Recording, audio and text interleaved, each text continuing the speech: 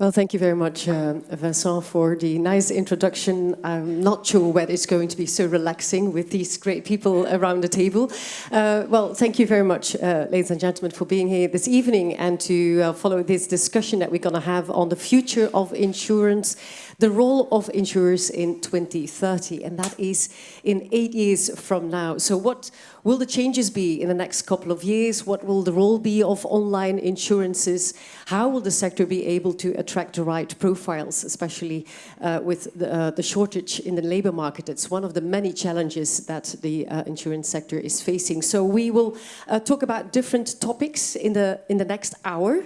I will stick to 1 hour, and then there is room for Q&A. So if you have a question for one of the panel members, please make a mental note, and we will come back to it later on. So I'd like to introduce all my panel members. Hilde was already shortly introduced, but I come back to you, Hilde, later on, because I start with Cedric de Vleeschauwer, CEO at Allen, which is the first online insurer on the Belgian market, focusing on health and also only B2B. I'm correct? For now. Yeah, for now. Okay, that's good. Thank you, Cedric. Next to you is Heidi Cortois, head of the commercial and the operational department at NN, Dutch company NN. Then we have Dorsan van Hecke, the CEO at Athora Belgium, previously the Generali Group.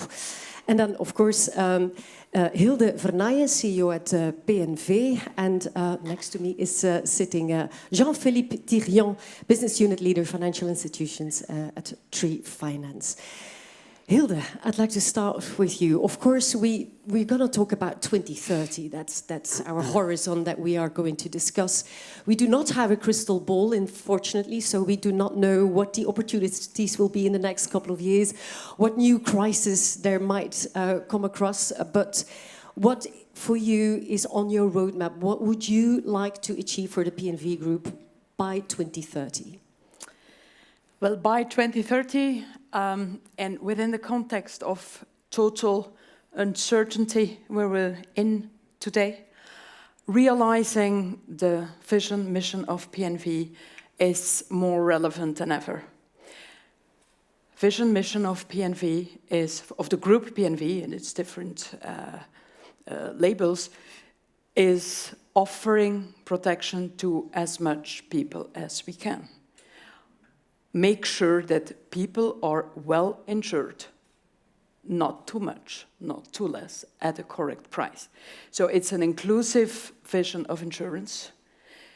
It's not only about insurance, because it's also about prevention. It's also about sustainability. It's not only the green part, but also the social part. It's a full spectrum of sustainability. And we try to do that our way, being a cooperative insurer in the Belgian market, which is not always that easy to have a little bit different model. We try to create value in the long run for all stakeholders to the company. And it's a continuously, searching for balance, creating value for customers, for your staff members, for the brokers working with us, for the agents, for society as a whole, and of course for the investors and for the cooperators. So it's a step-by-step thing. We have that great vision. That's why we do it. And we go step by step in the core business in insurance and beyond insurance. Mm-hmm. And of course, it's also, and that is challenging today, in those steps, we need to create financial value to make sure we can do the right investments for the future to the benefit of the customers and all stakeholders to the company.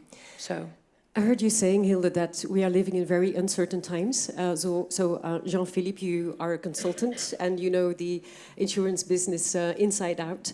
How do you look at the transformation process that the business is going through? Is it going in the right direction? Is it going at the right speed? What's your take on this?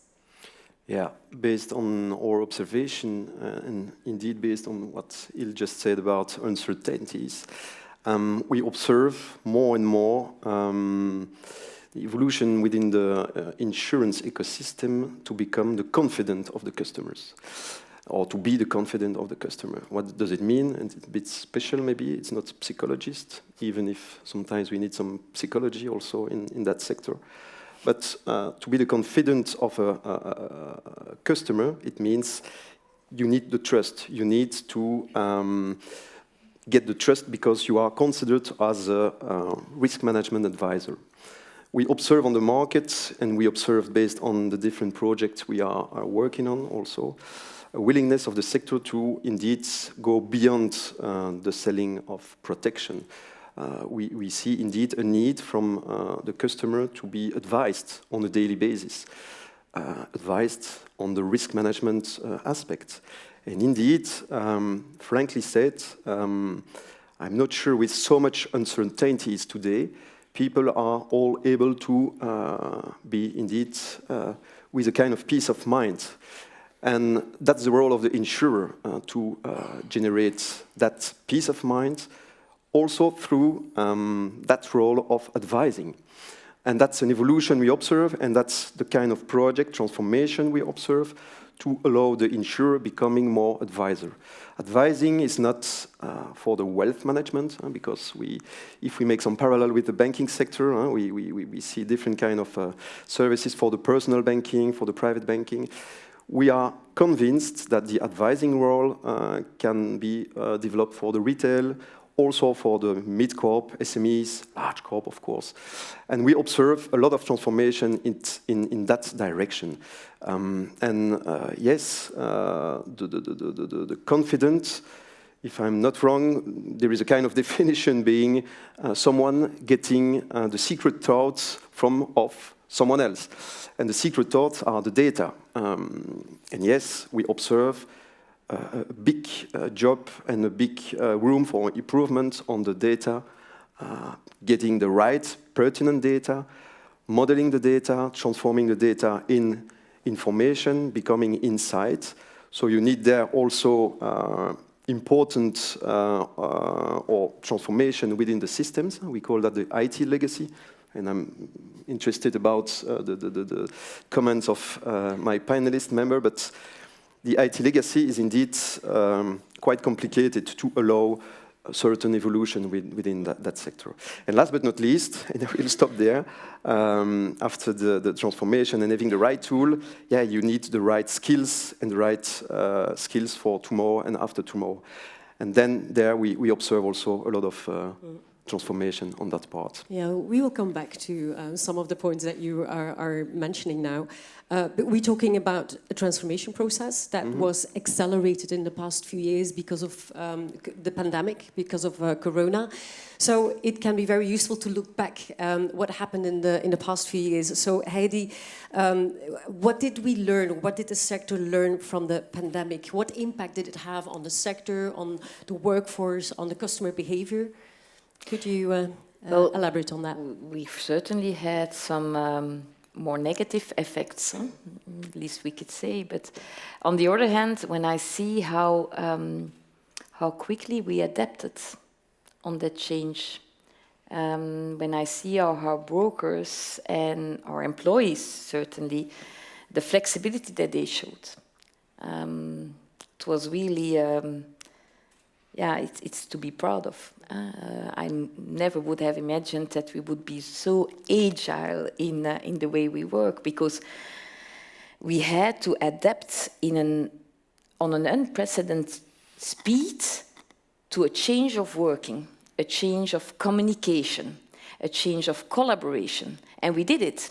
You see it in the financial industry. We did it all together, and we can be proud of it. Now, we see also that from a customer point of view, it changed. Because speed is the key in what the customer wants. Even now, more than before the crisis. So in each interaction that we have, in each behavior that we see, speed, speed, speed. And that will never go away. And we will always have to adapt to it. Now, I think that also when we look back to the crisis, personally, at NN, I can't speak for the other companies, I think that there is, of course, the way we adapt to change.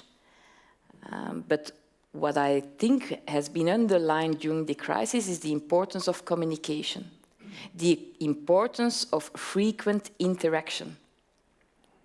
And sometimes we really, let's say, we misunderstood the importance of that.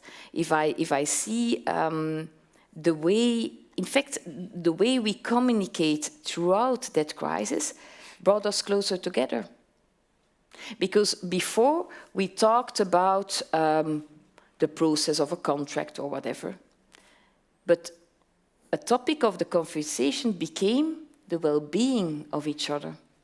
So it brought us closer together in a virtual way, not physically, but it brought us together. Now, what's the challenge at NN and many other companies is that, of course, we need that employees feel connected with the company. And that's still the challenge.